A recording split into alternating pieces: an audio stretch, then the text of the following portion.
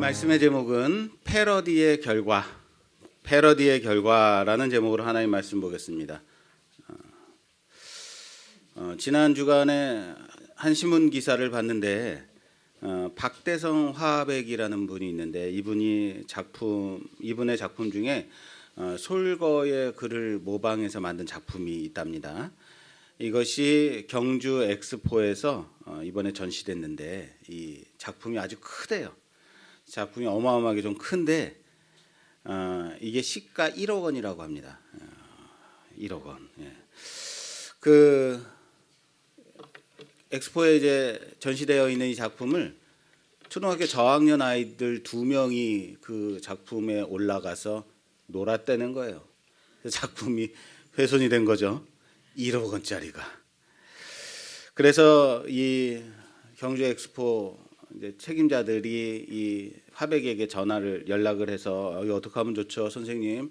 아이들이 올라가서 작품을 훼손시켰습니다.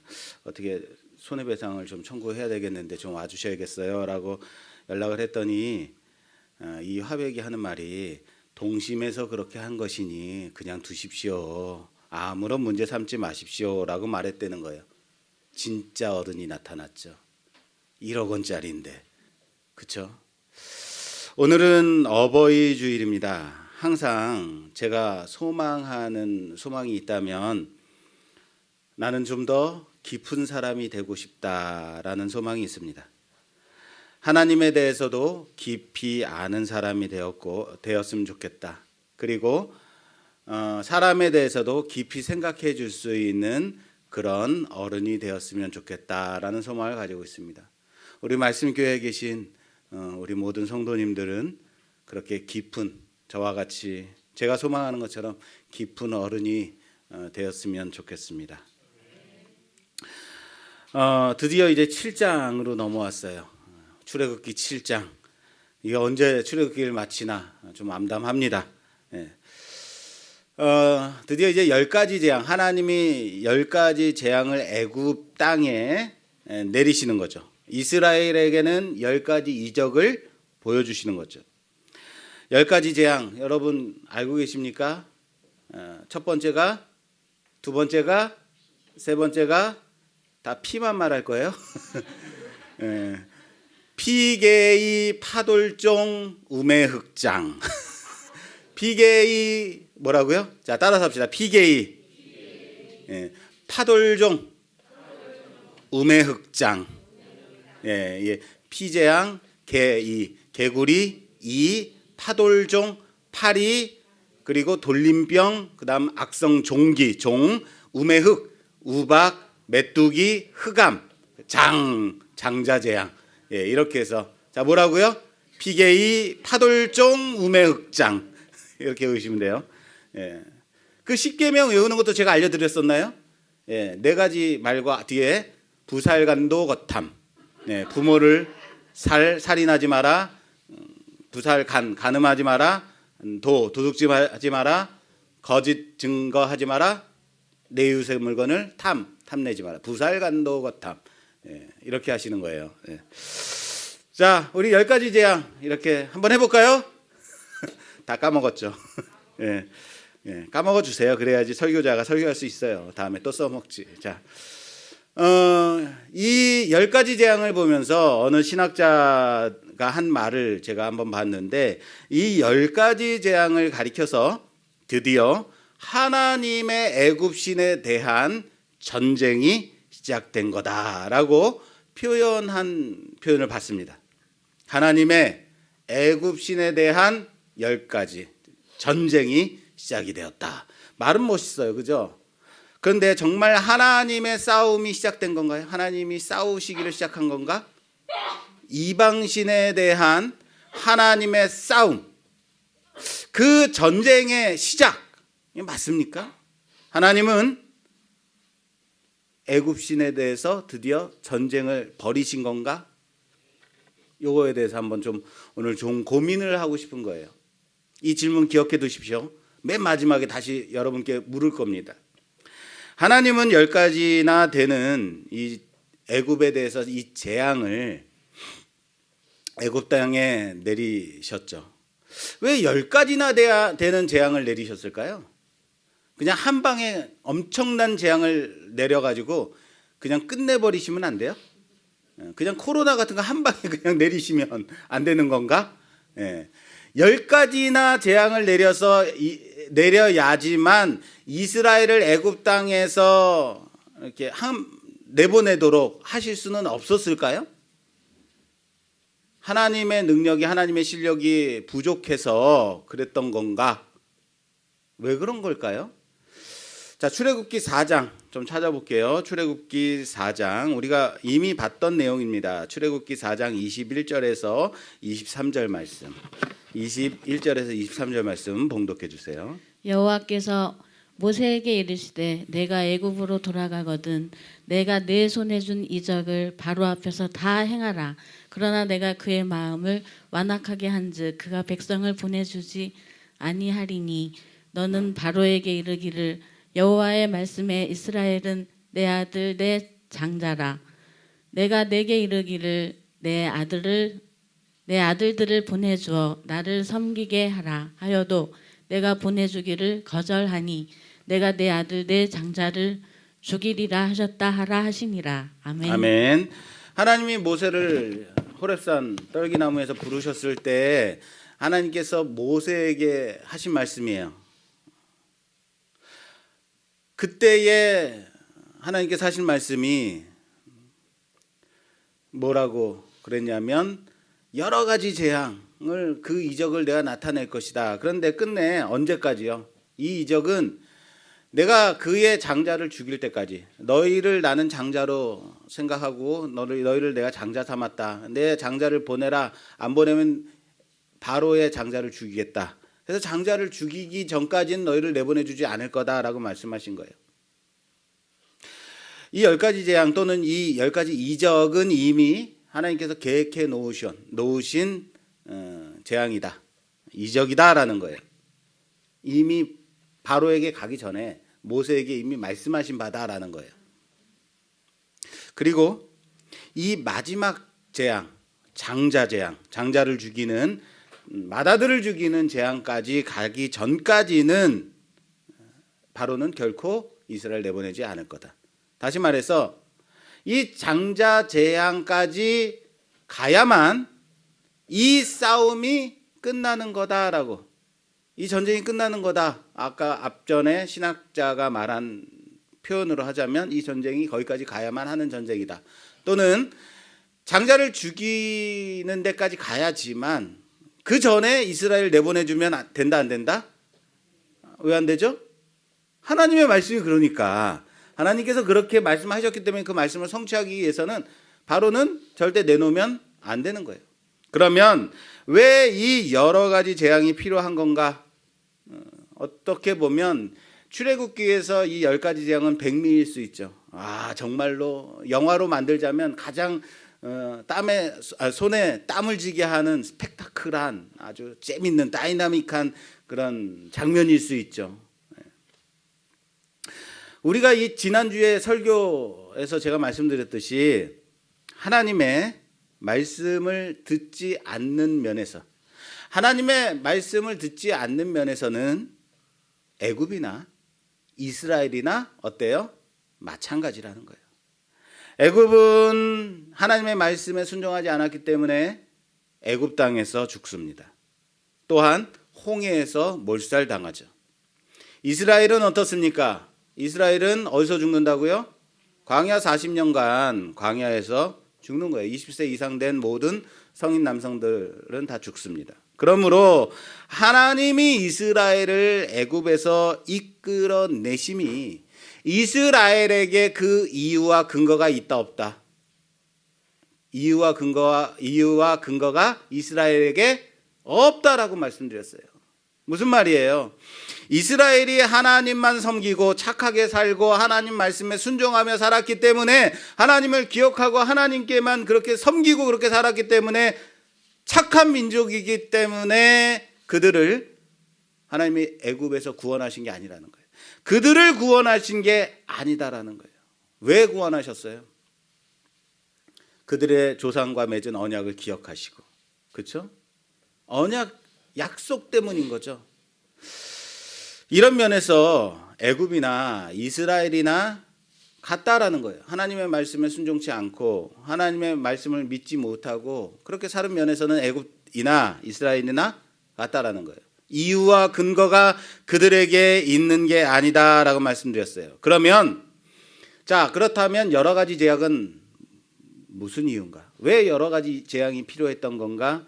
여러 이적을 나타내는 이유는 하나님이 그들의 여호와 되심을 알게 하려 함이다. 따라서 합시다. 하나님이 그들의 여호와 하나님임을 알게 하려 합니다. 그렇게 말씀드렸죠. 지난주에 우리가 살펴봤습니다. 하나님이 오직 여호와 하나님만이 하나님 되심을 알게 하려 합니다. 온 만민에게 알게 하려 합니다라고 그랬어요. 애굽에게는 여러 가지 재앙을 통해서 하나님만이 진정한 참신 여호와 하나님이심을 그들로 알게 하려 함인 것.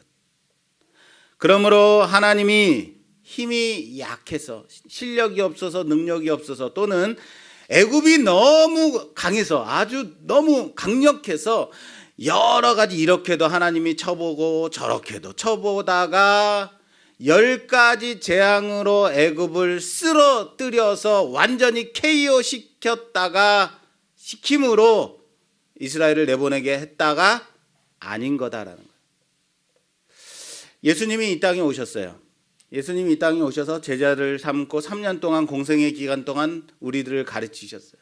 인간들에게 하나님의 말씀을 전하셨어요. 천국 복음을 전하셨어요. 전했는데 왜 십자가를 지셨죠? 누군가는 그렇게 말합니다. 예수님의 사역이 하나님의 아들의 사역이 실패했다. 그래서 잡혀서 죽은 거다라고 말한 사람도 있어요. 이렇게도 해보고 저렇게도 해보고 해봤는데 말씀으로도 고쳐지지 않더라. 기적으로도 변화되지 않더라. 끝내는 마지막 최후의 방법, 자신이 잡혀 죽음으로 이루셨다라는 말을 하는 사람도 있더라고요. 맞습니까? 아니죠. 예수님은 처음부터 죽기 위해서 이 땅에 오신 거죠. 그분의 실력이, 말씀의 실력이 부족하고 능력이 부족해서 인간들을 변화시키지 못했기 때문에 잡혀 죽은 게 아니라 처음부터 죽기 위해서 오신 거죠. 마찬가지입니다. 10가지 재앙이 왜 필요했다고요? 애굽이 강력했기 때문에, 하나님의 능력이 부족했기 때문에 10번이나 때렸더니 그제야 무너졌다 애굽이, 이게 아니라는 거예요. 중요한 건 뭐예요? 재앙을 통해서 또는 축복을 통해서든 또는 이적과 기적을 통해서든 우리에게 드러나야 하는 분은 오직 하나님밖에 없음을 믿으시길 바랍니다. 모든 면에서 축복, 재앙, 이적 모든 것이 좋습니다. 여호와 하나님만이 드러나는 우리의 삶이 되기를 주님의 이름으로 축원합니다. 10가지 재앙과 하나님의 능력과는 상관이 있다 없다? 전혀 상관이 없다는 거예요. 그렇다면 단지 이 10가지 재앙을 통해서 보여주기를 원하시는 메시지가 있을 뿐이다라는 거예요. 그럼 그 메시지가 무엇인가? 우리는 앞으로 몇 주간에 걸쳐서 이 재앙을 좀 살펴보려고 합니다. 10가지는 모두 무엇을 통해서 주신 재앙이에요? 자연에 있는 생명들, 자연에 있는 현상들을 통해서 보여준 재앙들이죠. 우리가 잘 알고 있듯이 이 10가지에 대한 자연 현상이나 자연 생물들, 개구리, 파리 이런 것들 말이에요. 애굽인들은요, 이 수많은 자연의 현상들이나 자연의 작용들 또는 자연의 피조물들을 섬기는 나라다라는 거예요. 그 중에 10가지, 특별히 10가지는 그들이 섬기는 신들 중에 대표되는 것들이다라는 얘기를 해요. 하나님은 그들이 애굽 땅에서 섬기는 그들의 이방신들, 그의 우상들, 이러한 자연의 것들을 통해서 그들이 섬기는 신이라고 믿는 그것이 얼마나 허망하며 아무것도 아닌가를, 그리고 그것을 넘어 무엇까지 도리어 자신들이 섬기는 것들을 통해서 자신들이 망하게 되는 이유가 됨을 보여서 참신은 오직 유일하신 여호와 하나님밖에 없다라는 것을 보여주기를 원하셨다라는 거예요. 그렇다면 여러분 이런 생각도 할 필요 있죠. 이런 생각도 할 수 있어요. 10가지 재앙은 어떤 식으로 벌어져요? 10가지 재앙은 처음에 피재앙이 내리고 피재앙이 끝나면 피개이 뭐죠? 개구리가 싹 물러나면 이이가 파돌전 그 다음에는 파리가 싹 사라지면 돌림병 그 다음에 종기 이런 식으로 순차적으로 나타난단 말이에요. 하나님은 10가지 재앙을 애굽에 내리시는데 각가지 재앙들을 일정 기간만 그곳에 나타나게 하셨다라는 거예요. 그리고 그 재앙이 머물도록 계속해서 머물게 하지는 않았다라는 거예요. 무슨 말이냐면 피재앙이 있는 상태에서 개구리가 그 피 안에서 개구리가 막 나타나는 거. 그리고 그 개구리가 나타나니까 이가 막 들끓기 시작하고 이가 들끓기 시작하면서 파리떼가 몰려들고 막 이렇게 하시지 않았다는 거예요. 여러분 생각해 보세요. 피재앙이 있고 개구리가 있고 이가 있고 파리가 있고 이러면 어떻게 돼요? 어마어마하지 않겠습니까? 그 재앙이 가중되게 할 수도 있었는데 한 가지 재앙이 임한 후에 그 재앙이 끝나면 그 다음 재앙이 임하고 그 다음 재앙이 끝나면 그 다음 재앙이 임하게 이렇게 행하셨다는 거예요. 왜 이 얘기를 하냐면요. 여러분 잘 생각해 보세요. 피재앙이 있는데 개구리가 올라와. 개구리가 막 들끓고 있는데 막 이까지 들끓고 게다가 파리떼가 막 정신없이 이거 생각해 보세요. 어때요? 아유 얼마나 지긋지긋해요. 안 그렇겠습니까? 여러분 코로나19가 있는데 감기가 환자들이 사라졌대요. 독감이 없어졌다는 거예요. 코로나가 있는데 독감까지 있고 독감이 있는데 다른 전염병까지 있고 이러면 우리 견디겠습니까? 못 견뎌요. 여러 가지 재앙이 한꺼번에 임할 때 버틸 수 있는 사람은 없어요. 바로왕 또한 한두 가지 두세 가지 재앙이 한꺼번에 오면 10가지까지 갈 수 있다 없다? 못 가는 거예요. 그런데 하나님 어떻게 해야 돼요? 10번째까지 꼭 가야 되는 거죠. 무슨 말인지 이해되시죠? 그것들이 일정 기간만 거기에 있다가 다 사라지게 하셨다라는 거예요. 재앙들이 겹쳐 출현은 절대 하지 않고 있다. 왜요? 왜 그렇게 하셨을까?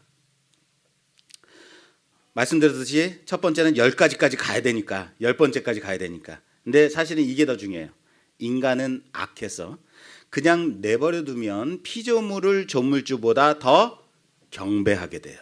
피조물을 조물주보다 더 경배한다라고 로마서 1장에 말씀하고 있다라는 거예요.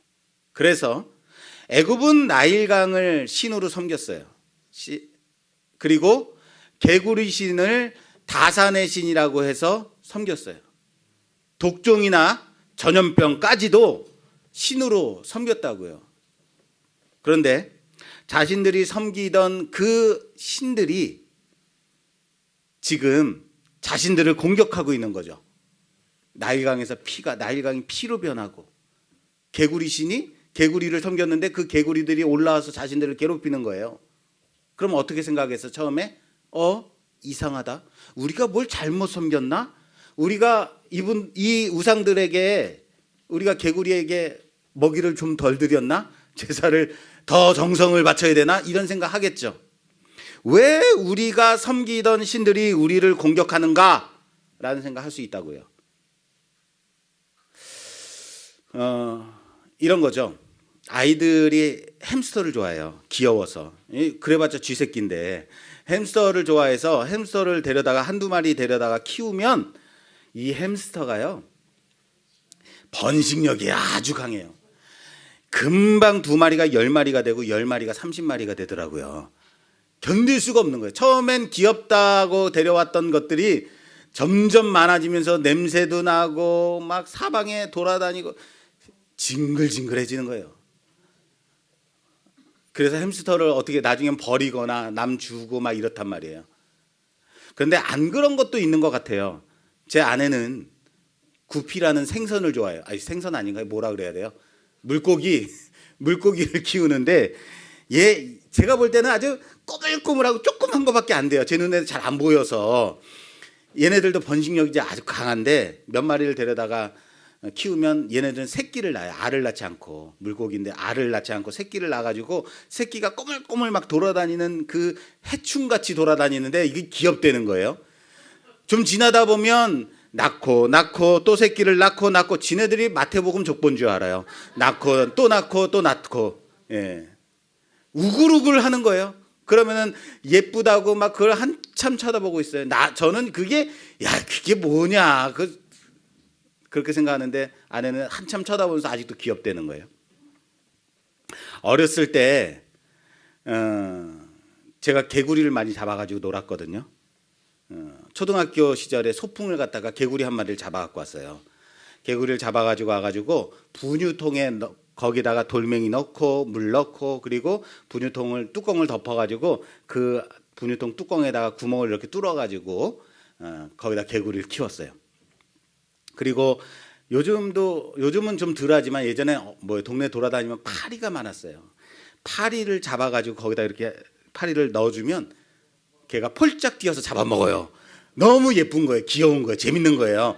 그래서 파리를 잡아다가 넣어주고 그래서 꽤 오랫동안 키웠던 기억이 있는데 어느 날 궁금해서 그 구멍으로 딱 그 분유통 안을 쳐다봤죠. 그런데 그 개구리와 내 눈이 딱 마주친 거예요. 얼마나 깜짝 놀랐는지 몰라요. 그 내 눈을 딱 쳐다보고 있는데 개구리 눈이 차갑거든요. 냉혈안이라고 그러거든요. 이게 나를 쳐다보고 있는 게 순간 징그러운 걸 넘어서 무섭더라고요. 그리고 바로 갖다 버렸어요. 무서워가지고 그 차가운 눈빛으로 나를 째려보고 있는데 야 파리 빨리 안 내나? 뭐 이런 거 너 밤중에 내가 너 나간다. 나 나가기만 하면 뭐 이런 느낌을 받은 거죠. 지금도 제가 막 닭살이 돋네요. 그때의 트라우마 때문에. 그 후부터 저는 개구리를 잡지도 못하고 개구리를 만지지도 못해요. 아예 못 가지고 놀게 됐죠. 이런 거예요. 애굽인들이 개구리를 섬기었다는 거는 그 개구리 알이 많으니까 그렇게 다산의 신이라고 해서 섬겼는데 그 많은 개구리가 여기도 개구리 저기도 개구리 밥그릇에도 올라오고 침실에도 올라오고 우글우글 되는 거죠. 생각을 해보세요 여러분. 게다가 그 개구리가 딱 눈을 쳐다보고 있는 거예요. 눈을 마주치고 있는 거예요. 어떻겠어요 여러분. 징글징글을 넘어서 어때요? 무섭죠. 그러면 싫어지고 두려워지는 거죠. 이게 우리가 섬기던 신인데 라는 거죠. 이제는 집어쳐라 그러면 징그럽다라는 거죠. 치워라 하는 거죠. 여기까지인 거예요. 여기까지 가야 되는 거예요. 그런데 만약에요 그 징글징글한 개구리가 그 징글징글한 파리가 떠나지 않고 계속 있는 거예요. 그때는요 사람이 무엇을 느끼냐면요 공포를 느껴요. 두려움을 느끼게 돼요. 그러면 이 징글징글을 넘어서 혐오를 넘어서 공포와 두려움의 대상이 되면 어떻게 돼요? 사람은요 공포의 두려움의 대상을 섬기게 돼요. 다시 무슨 말인지 이해되세요? 너무 두렵고 너무 무서우면 그 두려움의 대상을 귀신으로 섬긴다고, 우상으로 섬긴다고요. 귀신을 섬기는 사람들이 귀신을 섬기는 이유가 뭐냐면 자신을 너무 괴롭히고 무섭게 하고 공포스럽게 하니까 귀신을 달래줘야 된다라고 해서 그 귀신을 달래준다고 제사를 드리고 뭐 무당을 불러다가 뭘 하고 이러는 거예요. 두렵기 때문에. 이해되시죠? 왜 떠나지? 그냥 한 방에 끝내버리시지. 피, 개구리, 파리, 이 뭐 돌림병 전염 한꺼번에 거기에 임하게 하면 완전히 초토화될 거 아니에요. 그런데 그렇게 되면 인간들은 어떻게 된다고요? 두려워서 그것들을 도리어 섬기는 대상으로 본다고요. 각각의 재앙들이 단시간 내에만 그 애굽 땅에 임했다가 사라지기를 반복하는 이유, 이런 것 아닐까라는 생각이 드는 거죠. 하나님은 이 피조물들을 섬기는 애굽인들에게 그들이 과연 섬기는 이러한 피조물들이 얼마나 부질없는 행위인가. 그것으로 인해서 이 피조물들이 두려움과 공포의 대상이 되기를 원하시지 않았다라는 거예요. 아무런 생명력 없는, 아무런 능력 없는 것들을 섬김의 대상으로 삼고 있는 그들에게 이것들은 너희들을 두렵게 할 대상도 아니고 너희들이 정말로 섬겨야 될 대상이 아니다라는 것을 보여주기를 원했다라는 거예요. 단지 오직 하나님은 유일하신 창조주 여호와 하나님밖에 없다라는 것을 알기를 원하셨다라는 사실을 믿으시길 바랍니다. 자, 우리가 믿는 하나님은 오직 유일하신 참 창조의 하나님이다라고 말씀드렸어요. 우리가 믿는 하나님은 창조주 하나님, 창조의 하나님이다라는 거예요. 사탄은 어떤 사탄이냐면요, 사탄은 창조적인 사탄일까요? 사탄은요 흉내내기의 명수예요. 사탄은 따라서 합시다. 사탄은 흉내내기의 명수다. 자, 사탄 안에는 창조적인 어떠한 새로운 것들이 하나도 있다 없다? 없다는, 흉내내기만 하는 거예요. 그걸 유식하게 말하면 패러디다라고 말해요. 하나님의 창조는 완전하여서 더 이상 해 아래 새 것이 있을 수 없다라고 분명히 말씀하고 있어요. 사탄은, 이에 반해 사탄은 거짓말장이요 흉내내기의 명수다, 그리고 속이는 자다라고 말하고 있습니다. 왜 이 말씀을 제가 드리냐면요, 오늘 본문은 모세와 아론이 드디어 애굽 왕 바로 앞에 갑니다. 그랬더니 바로가 뭐라 그래요? 이적을 보이라고 그러죠. 그리고 지팡이를 던졌더니 뱀이 돼요. 하나님이 주신 이 기적들을 이제 모세와 아론이 행하죠. 이 장면이 시작이 되는데 하나님이 말씀하신 대로 지팡이를 던지니까 뱀이 되게. 그러자 바로가 어떻게 해요? 자신들의 요술사들을 불러다가 그들에게 행하라고 합니다. 그랬더니 요술사들이 자신의 지팡이를 마찬가지로 던졌더니 그와 같이 요술사들의 지팡이도 뱀이 됩니다. 어떻습니까? 와, 어떻게 지팡이를 던졌더니 뱀이 되게 했을까요? 어떻게 해서 됐을까요? 몰라요. 어떻게 해서 됐는지는 몰라요. 그런데 어떻게 해서 지팡이를 던졌더니 뱀이 됐는지는 오늘 본문 말씀 11절에 나와 있기는 해요. 그들의 요술, 그들의 요술로 지팡이가 뱀이 되게 했다라고 말하고 있어요. 이거밖에 몰라요.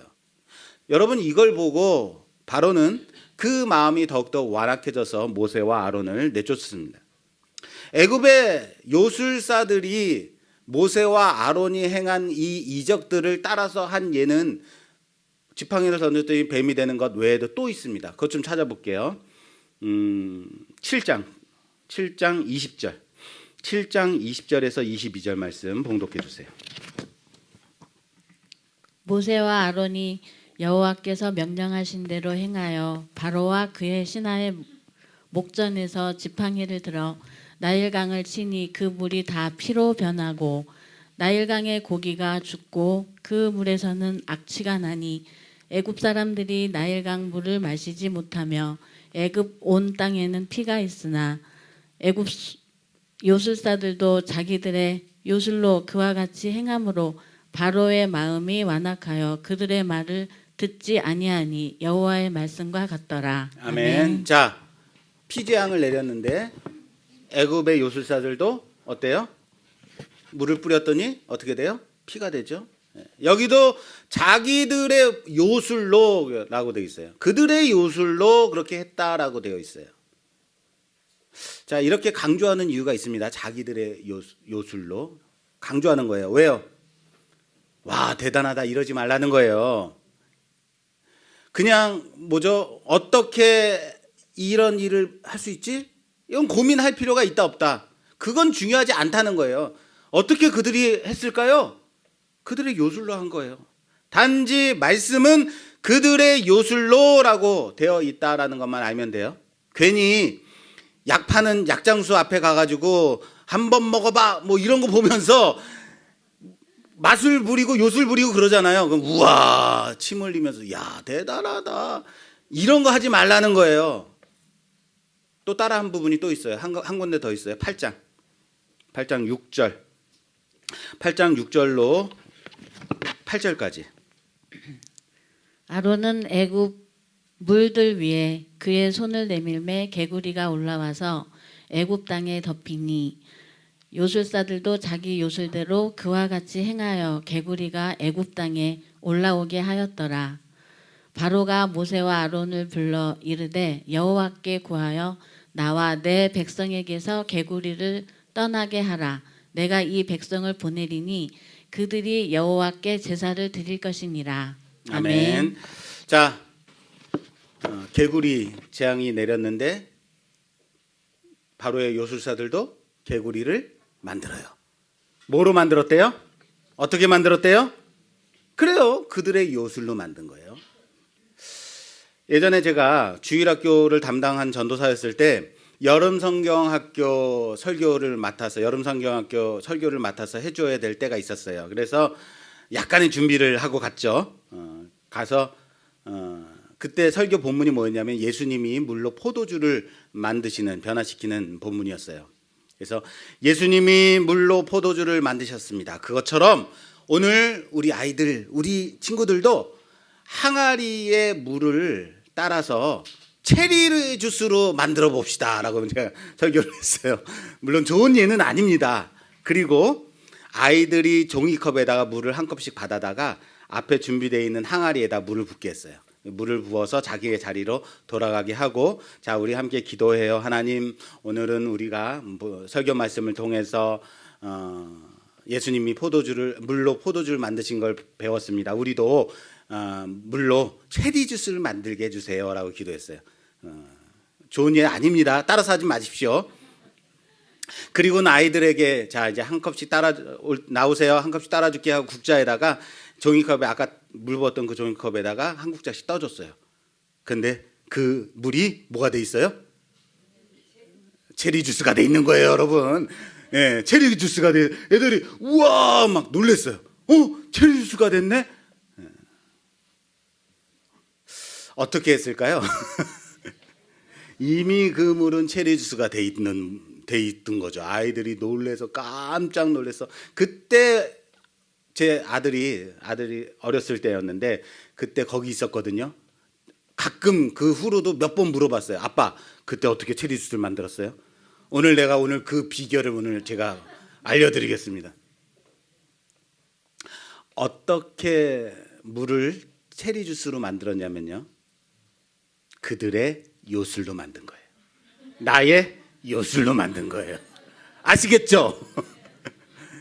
이러면 또 그냥 설교는 귀에 안 들어오고 집에 돌아갈 때까지도 어떻게 한 거야 도대체, 어떻게 한 거야 이 생각하실까 봐 설교 때문에 제가 오늘 비법을, 요술을 제가 공개하겠습니다. 항아리에다가 체리가루를 넣어요. 체리가루를 먼저 넣어요. 그 안에다. 왜 체리가루냐고요? 포도 주스 가루를 못 구했어요. 그때 사방에 돌아다녔는데 체리 주스 가루밖에 없고 포도 주스 가루가 없는 거야. 포도 주스 가루를 찾아야 되는데, 그래서 체리 주스 가루를 사가지고 와서 밑에다 깔았어요. 그 다음에 아이들에게 물을 가져와 하고는 그 물을 이제 한 컵씩 붓는 거죠. 그 다음에는 이제 기도하는 순간 저는 국자를 막 흔드는 거죠. 왜? 저어야 되니까. 신나게. 근데 이게 잘 안 녹아. 찬물이니까. 기도가 길어지는 거죠. 하나님. 그리고 난 신나게 돌리는 거죠. 그 다음에 아이들 나오라고 하면서 그 순간도 국자를 잡고 있는 거죠. 그러니까 한 국자씩 떠줬더니 뭐가 됐다? 체리군. 어떻게 만들었다고요? 나의 요술로 만든 거예요. 아시겠죠? 예, 물론 기도하면서 뭐 이렇게 했다는 것은 좋은 예는 아닙니다. 그러니까 좋은 것은 아닙니다만 나도 해봐야지 이런 생각은 하지 마세요.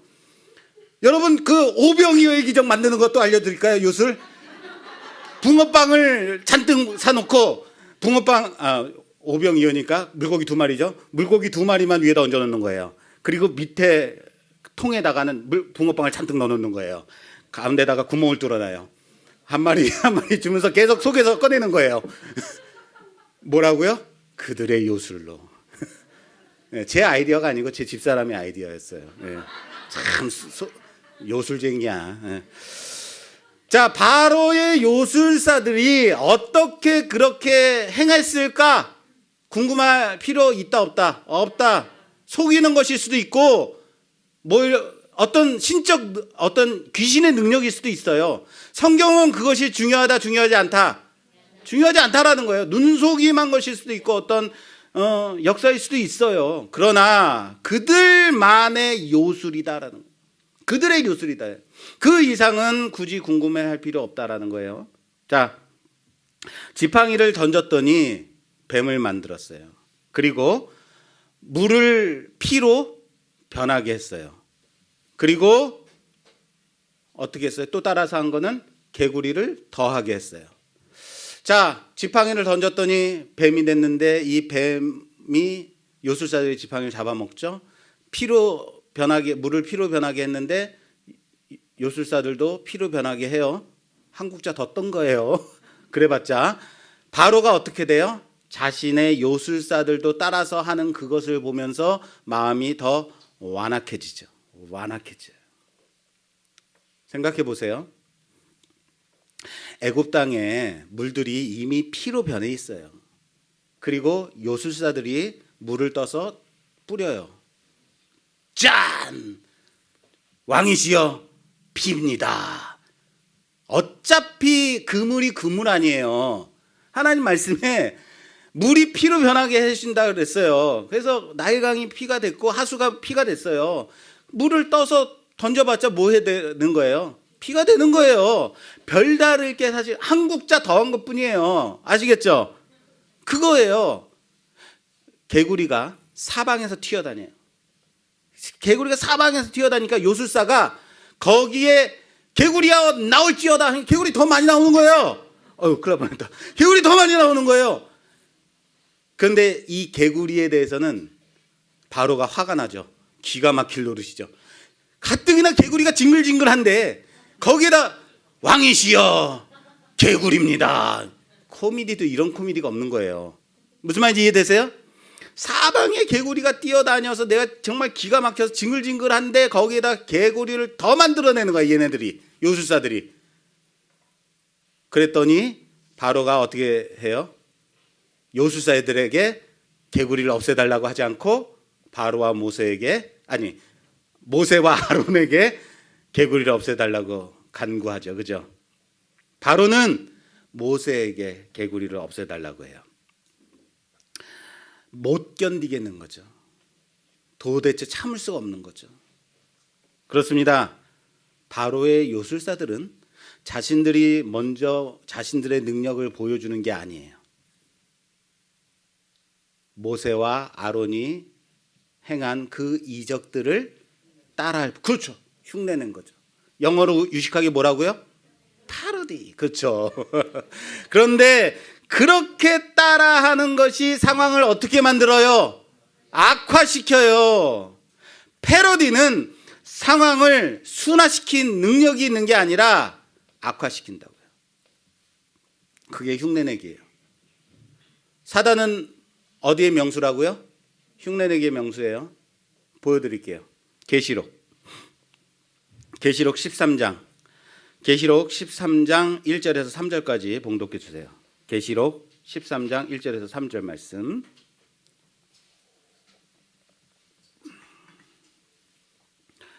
계시록 13장 1절에서 3절 말씀. 내가 보니 바다에서 한 짐승이 나오는데 뿔이 열이요 모리가 7이라. 그 뿔에는 10 왕관이 있고 그 머리들에는 신성 모독하는 이름들이 있더라. 내가 본 짐승은 표범과 비슷하고 그 발은 곰의 발 같고 그 입은 사자의 입 같은데 용은 자기의 능력과 보좌와 큰 권세를 그에게 주었더라.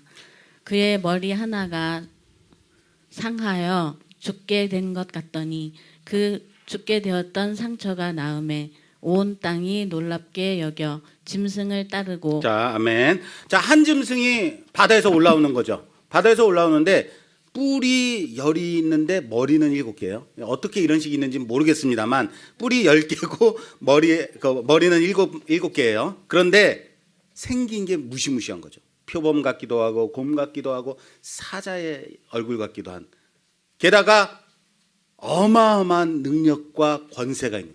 이적을 막 벌리는 거예요. 근데 그 머리 하나가 갑자기 죽게 된 듯이 보여요.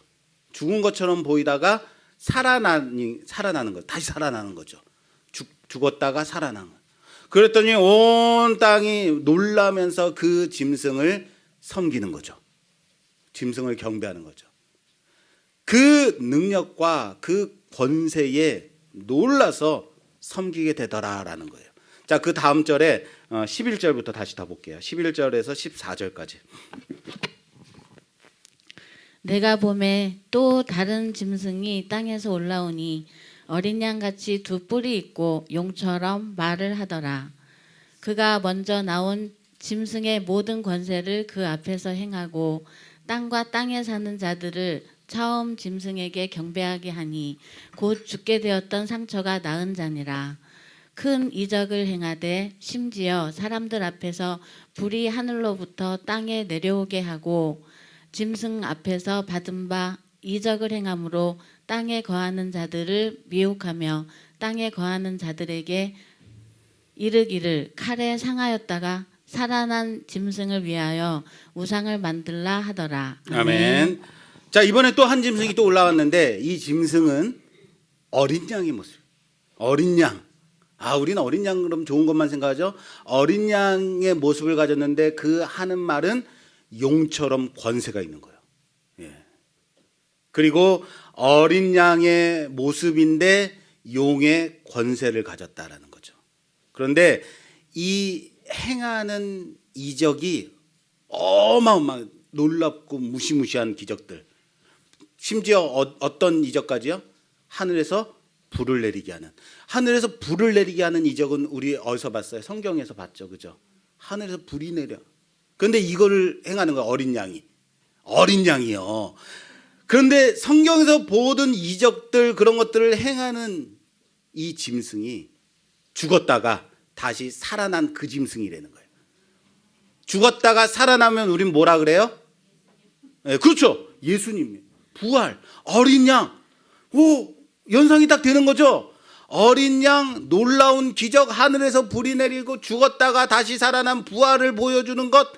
우리가 말씀에서 보던 예수님의 모습들인 거죠.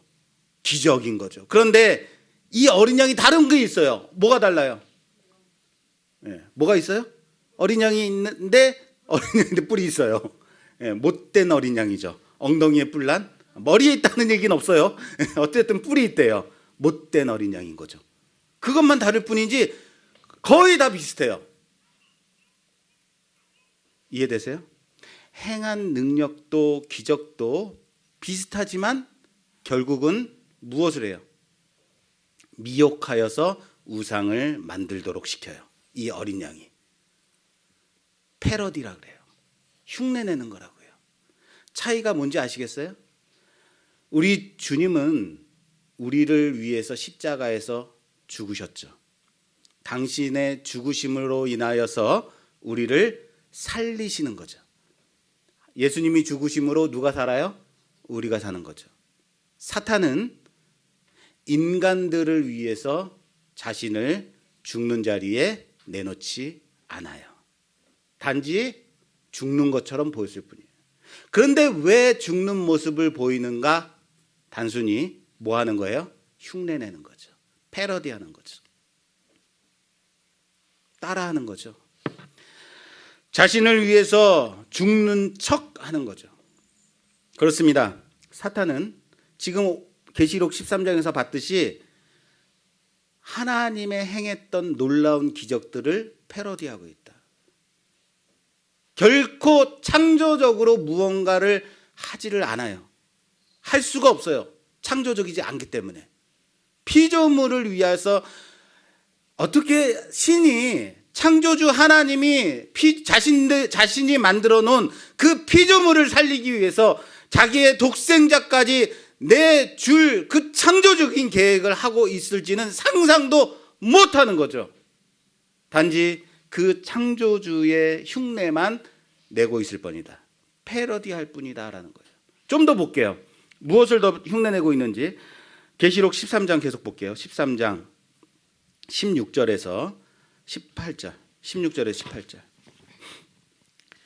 그가 모든 자 곧 작은 자나 큰 자나 부자나 가난한 자나 자유인이나 종들에게 그 오른손이나 이마에 표를 받게 하고 누구든지 이 표를 가진 자 외에는 매매를 못하게 하니 이 표는 곧 짐승의 이름이나 그 이름의 수라. 지혜가 여기 있으니 총명한 자는 그 짐승의 수를 세어보라. 그것은 사람의 수니 그의 수는 666이니라. 아멘. 아멘. 여러분 잘 아시는 말씀이죠, 그죠? 666. 한때 온 세상을 두렵게 했던 그 숫자, 짐승의 숫자 666. 666이 여기 나오는 거예요, 계시록에. 이 말씀 딱 들으면 어때요? 아, 무섭다. 나 666 내 몸에 새기면 어떡하나? 내 이마에 새기면 어떡하나? 저도요, 옛날 어떤 영화 보고 그 영화에 보니까 그 주인공 머리에 666이 박혀 있는 거예요. 거울 봐서 나도 봤잖아요. 이게 있나 없나? 얼마나 무서웠는지. 두렵고 공포스러운 거죠. 나도 내가 스스로 깨닫지 못했을 때 나도 누군가 와가지고 콱 찍어갖고 가면 어떡하지? 무섭더라고요. 밤에 잠도 못 자겠더라고요. 고민이 되더라고요. 그런데 이것이요, 누군가는 컴퓨터다, 누군가는 바코드다, 어떤 칩을 몸에 심는 거다, 몸에 심는 신용카드다, 그래서 경제활동을 못하게 한다, 여러 가지 추측들만 난무해요. 그래서 666 새기면 안 된다, 막 이런 얘기들 해요. 그런데 잊지 말아야 될 것은 사탄은 뭐다? 그렇죠. 흉내내기 대장이다. 사탄은 패러디 대왕이다라는 거예요. 이걸 알면 하나도 무서울 게 없어요. 오늘 갑자기 출애굽기가 아니고 계시록을 강의하는 것 같아졌어요. 자, 그는 흉내내기만 할 뿐이다. 보여드릴게요. 왜 이 666 코드를 오른손이나 이마에 새긴다라는 말씀이 나와 있는지, 자, 계시록 그 앞으로 갈게요. 7장. 계시록 7장. 계시록 7장 2절에서 4절까지. 또 봄에 다른 천사가 살아계신 하나님의 인을 가지고 해 돋는 데로부터 올라와서 땅과 바다를 해롭게 할 권세를 받은 네 천사를 향하여 큰 소리로 외쳐. 자, 천사가 나타났는데 살아계신 하나님의 인, 도장을 가지고 해 돋는 데서부터 온 거예요. 그리고 땅과 바다를 해롭게 할 권세를 가진 네 천사에게 말을 하는 겁니다. 뭐라고 말하냐면 이르되 우리가 우리 하나님의 종들의 이마에 인치기까지 땅이나 바다나 나무들을 해하지 말라 하더라. 너희들은 꼼짝 마라라는 거예요. 그죠? 예, 계속. 내가 인침을 받은 자의 수를 들으니 이스라엘 자손의 각 지파 중에서 인침을 받은 자들이 14만 4천이니. 아멘. 여기까지 보겠습니다. 자, 땅과 바다를 해롭게 할 재앙을 내릴 네 명의 천사, 네 천사가 있는데 하나님의 인을 가진 천사가 나타나서 해돋는 데부터 쫙 동쪽에서 나와서 그들에게 호통을 치는 거예요. 너희는 꼼짝 마라. 우리가 하나님의 종들의 이마에, 하나님의 택한 백성들의 이마에 인을 칠 때까지 너희들은 아무것도 하지 마라. 해롭게 하지 마라라고 선포를 하죠. 그리고 하나님의 택함 받은 그 사람들을 하나님의 인을 치는 거죠. 그 숫자가 몇 명이라고요? 14만 4천. 무슨 말인지 이해되세요? 하나님의 종들의 이마에 하나님의 인을 치는 거죠. 그 사람들은 하나님의 인을 친 사람들은 어떠한 해도 당하지 않는 거죠. 왜요? 그 이유가 이마에 하나님의 인을 쳤으니까. 하나님의 보호하심이 있으니까. 걱정할 필요가 있다 없다? 없다라는 거예요. 우리는 이미 하나님의 인을 받은 자다. 할렐루야. 믿으십니까? 하나님의 인을 우리 이마에 친 자다. 믿으십니까? 그런데 이마에 또 어떻게 666을 또 찍을 수가 있어요? 못 찍는다고요. 그의 보호하심 가운데 있기 때문에. 사탄은 뭐 한다? 흉내내기만 할 뿐이다라는 거예요. 이걸 보더니 아 맞다, 나도 그런 거 해야겠다라고 666 만드는 거죠. 그러자 사탄도 사람의 숫자 666을 찍겠다고 해대는 거예요. 흉내내기, 패러디하는 거죠. 어떠한 자들에게 찍는다고요? 땅에 속한 자들에게요. 하나님의 인이 없는 자들에게 찍는 거예요. 아시겠어요? 무서워할 필요가 있어요, 없어요? 없어요. 걱정하지 마십시오. 물론 하나님의 인을 받은 사람의 숫자를 세봤더니 몇 명이다? 14만 4천이다. 이거 가지고 장난치는 이단들도 있어요. 왜요? 14만 4천 명만 구원받은 백성이다. 세대주의적으로 해석하는 그런 이단들인데 몰라도 한참 모르는 거예요. 이거 나왔으니까 또 설명을 드려야지 뭐 어떻게. 자, 땅의 수 3, 하늘의 수 4. 땅과 하늘의 숫자 3과 4를 완전수예요. 곱해요. 3, 4, 12. 12수를 충만수라고 합니다. 충만한 수. 땅과 하늘을 곱했으니까 충만수 10이에요. 완전수입니다. 이 12에 충만의 충만을 또 곱해요. 그러면 곱해요. 더하지 말고 144. 예. 충만에 충만을 더했으니까 더 이상 충만할 수 없는 완전한 충만이라는 거예요. 그게 144예요. 그런데 거기에다가 또 뭘 곱하냐면 가장 큰 수, 당시에 가장 큰 수는 1000이었어요. 제가 어렸을 때 가장 큰 숫자는 600만 불이었어요. 600만 불의 사나이. 그 이상은 뭔지 몰라요. 근데 600만 불이 얼마인지 몰라요. 그냥 600만 불, 어마어마한, 이 사람이 엄청난 사람이구나 이렇게 생각할 뿐이에요. 600만 불. 우리가 어렸을 때는 백만장자, 요즘은 억만장자. 그러죠? 그게 가장 큰 수라고 하는 거예요. 우리는 당시 이 성경이 쓰였을 때 가장 큰 수는 표현할 수 있는 숫자는 1000이었어요. 그래서 144 완전히 충만한 숫자 곱하기 가장 큰 수 1000을 곱했더니 뭐예요? 14만 4천. 그래서 나온 숫자가 14만 4천이에요. 이해되세요? 무슨 말인지? 하나님이 택한 사람들의 충만이 완전히 찰 때까지 한 사람도 잃지 않고 하나님이 구원하고 말겠다는 하나님의 숫자인 거예요. 가장 충만의 숫자 14만 4천. 그래서 나온 거예요. 이거 가지고 14만 4천 명을 우리는 전도해야 됩니다. 이것들 하고 있으니 얼마나 답답해요 이게. 하나님의 이 말씀을 따라서 사탄도 뭐 했다고요? 나도 그런 거 해야겠다 하고 내게 속한 자, 땅에 속한 자들의 숫자를 666을 만든 거예요. 찍게 하겠다라는 게 666 코드. 두려워할 필요가 있다 없다? 없어요. 걱정하지 마십시오. 여러분 이마에 이미 번쩍번쩍 빛나고 있어요. 할렐루야. 왜 이게 생겼다고요? 두려움, 공포, 그리고 하나님의 그 사역을 따라서 흉내내는 사탄의 속성이다라는 거예요. 하나님의 자녀로 택함 받은 자는 하나님의 보호하심 가운데 그 은혜 가운데 그 은혜를 입은 자라는 사실을 믿고 단지 패러디일 뿐인 것에 두려워할 필요 없다는 사실을 믿으시기 바랍니다. 앞에서도 언급했듯이 흉내낸다는 것은 문제를 해결할 능력이 있다 없다? 없습니다. 흉내내기는 문제를 더 심각하게 만들 뿐이다. 물을 피로 변하게 하는 패러디. 자, 피를 더할 뿐이지 그 피가 생명이 돼야 안 돼요? 안 돼요. 개구리를 올라오게 하는 흉내내기, 요술사들의 그 요술, 따라서 하는 그 요술. 개구리가 더 많아지니까 징글징글해질 뿐이에요. 개구리가 더 가중시킬 뿐이에요. 죄의 속성이 바로 이러하다는 거예요. 상황을 순화시키는 게 아니고 악화시킬 뿐이다. 보십시오. 지팡이를 던지니까 뱀이 됩니다. 애굽의 요술사들도 뱀을 만듭니다. 이 하나님의 그 지팡이, 아론이 던진 그 지팡이가 요술사들의 지팡이를 잡아먹어요. 뱀을 잡아먹습니다. 바로의 왕관에는 코브라가 모형으로 돼 있다는 거예요. 왕, 뱀의 왕, 코브라처럼 내가 세상의 왕이다라고 말하는 거예요. 그런데 지금 바로가 쳐다보고 있는 그 앞에서 하나님의 사람, 아론의 지팡이, 그 뱀이 자신의 요술사들의 뱀을 잡아먹는 거예요.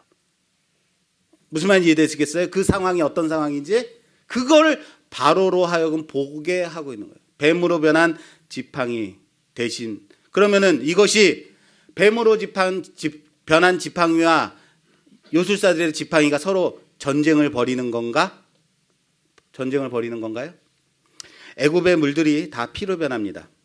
요술사들도 한 국자 떠서 던졌더니 뿌렸더니 피가 됩니다. 하나님의 아들의 피는 우리의 생명을 더하십니다. 하나님의 아들의 피는 우리의 죄를 씻기십니다. 정결케 합니다. 피로 생명을 주신다고 해요. 그러나 그들이 행한 요술은 피를 더할 뿐이다. 악취만 진동하게 한다는 거예요. 사망일 뿐이다라는 거예요. 아시겠어요? 하나님의 아들과 이방신의 싸움인가요? 하수에서 개구리가 올라옵니다. 애굽의 요술사들도 따라서 개구리를 더하게 합니다. 애굽의 피해가 더할 뿐인 거죠. 가중될 뿐이죠. 이 개구리를 물러가게 함이 요술사에게 있나요? 오직 여호와 하나님의 말씀에 있죠. 그들은 결코 가중시킬 뿐이지 사함을 얻게 하지 못한다는 거예요. 패러디니까요. 여기 하나님과 이방신과의 싸움이 있나요? 전쟁이 시작된 건가요? 10가지로 그들의 이방신과 싸움이 시작된 건가요? 전쟁 얘기가 나왔으니까 마지막으로 계시록 한 번만 더 볼게요. 자, 계시록. 애굽에 내려진 여러 가지 재앙과 비슷한 재앙들이 계시록에 보면 많이 나옵니다. 나중에 시간 되시면 계시록 꼭 읽어보세요. 저는 계시록에 너무 은혜를 받은 사람이라서 나중에 계시록을 강해할 기회가 되면 아주 정말 통쾌하게 좀 풀어보고 싶은 그런 열망이 있습니다. 얼마나 좋은지 몰라요. 너무 좋아요. 어쨌든 이 계시록에 보면 세상의 마지막 날에 마지막 전쟁이 일어난대요. 마지막 전쟁, 무슨 전쟁이라 그래요? 그렇죠. 아마겟돈. 뭐 겟돈 아닙니다. 아마겟돈 전쟁인데 이 아마겟돈 전쟁도 그래요. 전쟁이라고 돼 있죠? 아흐 무깃도라는 말이에요.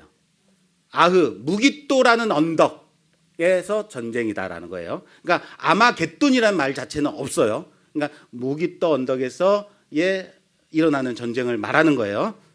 자, 이 아마겟돈 전쟁, 하나님의 군대와 사탄의 군대가 맞서 싸우는 마지막 전쟁, 적그리스도와 거짓 선지자들과 사탄의 세력들이 이 아흐무깃도, 아마겟돈에 딱 모여서 하나님과 이제 전쟁을 하려고 딱 진치고 있는 그 상황인 거예요. 그 말씀 볼게요.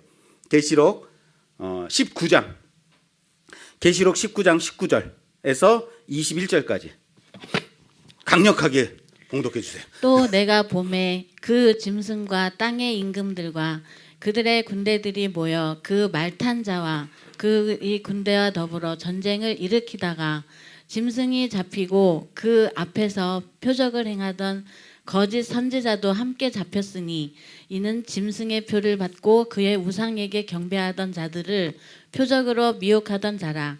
이 둘이 산채로 유황불 불붙는 못에 던져지고 그 나머지는 말탄 자가 입으로부터 나오는 검의 죽음에 모든 새가 그들의 살로 배불리더라. 아멘. 자, 짐승과 땅의 임금들과 그들의 군대들이 한 군데 모인 거예요. 모든 군대들이 다 모였어요.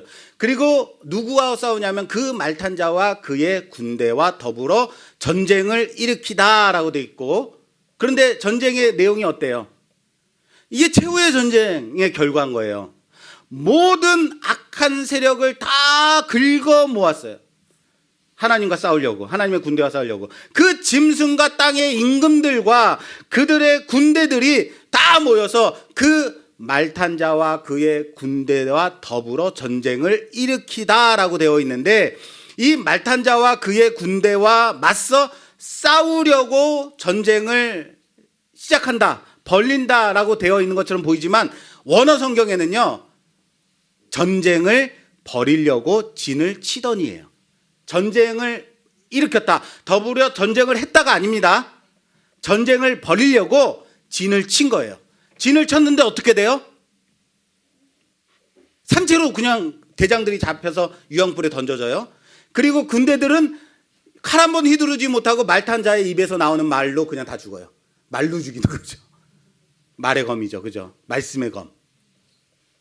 다시 말해서 전쟁은 시작도 하지 못하고 다 모여 진만 쳤을 뿐인데 짐승이 잡히고 그 앞에서 표적을 행하던 거짓 선지자도 함께 산채로 그냥 잡혀가지고 유황불 못에 던져지는 거예요. 끝. 이게 전쟁의 끝이에요. 여러분 이거 전쟁 맞아요? 이게 전쟁이에요. 여러분 싸움을 할 때 한 사람이 일방적으로 막 때려요. 이거 야 싸움 났다 그러나요? 아니면 일방적으로 맞는다, 일방적으로 때린다 이렇게 말해요. 우리나라와 어느 나라와 이제 전쟁을 일으켰는데 우리나라 가서 그냥 무조건 다 쓸어 끝내버렸어. 이거 전쟁이라 할 수 있어요? 모든 악한 세력을 다 긁어 모았어요. 그 많은 수의 무시무시한 숫자들이 모인 거죠. 왜 이 무시무시한 숫자가 모였겠어요? 왜 그랬을까요? 한 군데 모였으면 한 방에 끝나잖아요. 할렐루야. 이거예요. 한 군데 모였으니까 그냥 한 번에 끝내버린 거죠. 돌아다닐 필요도 없죠. 그냥 진처 있는 채로 산채로 잡아 불못에, 유황불못에 던져지는 것. 이게 어디 전쟁입니까? 심판이죠. 심판이죠. 오늘 말씀을 시작하면서 제가 여러분께 질문했어요.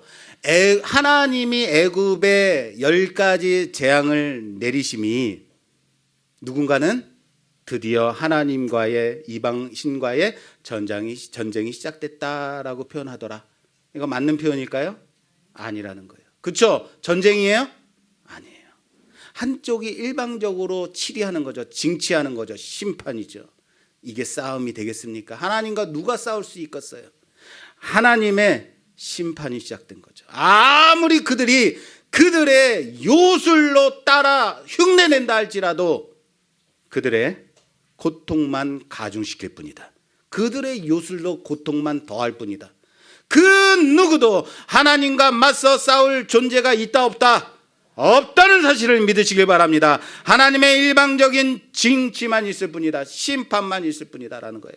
하나님은 당신의 언약을 기억하시고 이스라엘을 돌보시고 하나님만이 그들의 여호와 하나님 되심과 지금까지 430년간 그 애굽 땅에서 익숙하게 봐왔던 그 이방신 우상들에 대한 섬김의 그 죄악을 어떻게 하고 있어요?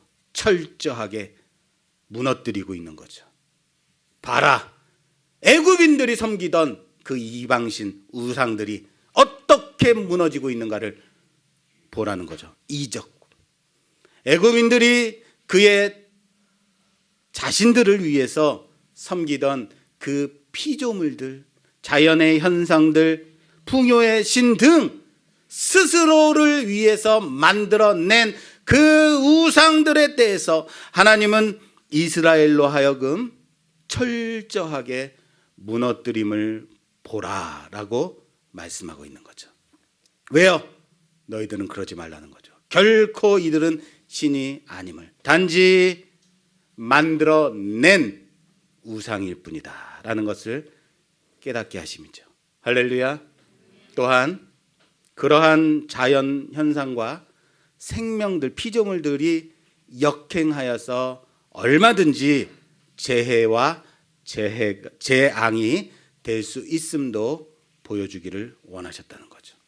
오직 하나님만이 참 하나님임을 알게 하셨다. 여기까지인 거죠.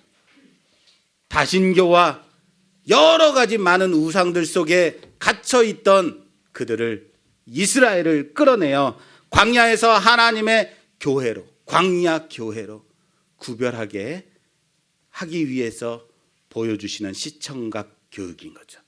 10가지 이적이에요. 너희는 이들처럼, 이들의 행한 것들처럼 패러디하거나 흉내내거나 따라하지 말지니라. 그것은 재앙일 뿐이다. 재해일 뿐이다. 그렇게 말씀해 주시고 있는 거죠.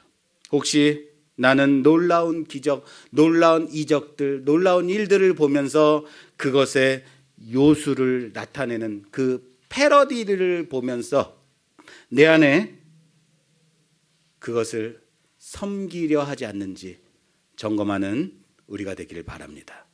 단지 패러디일 뿐입니다.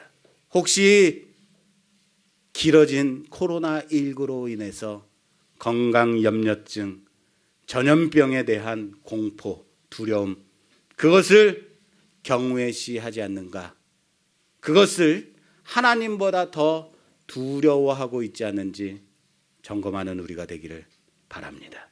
오직 우리가 두려워해야 될 대상은, 두려움과 경외의 대상은 생명을 주시는 하나님밖에 없음을 고백하길 바랍니다. 생명은 오직 하나님께 있음을 확신하고 믿고 재앙을 가중시키는 것이 아니라 생명의 역사하심과 하나님의 창조의 질서에 순종하며 살아가는 우리 모두가 되기를 주님의 이름으로 축원합니다. 축원합니다.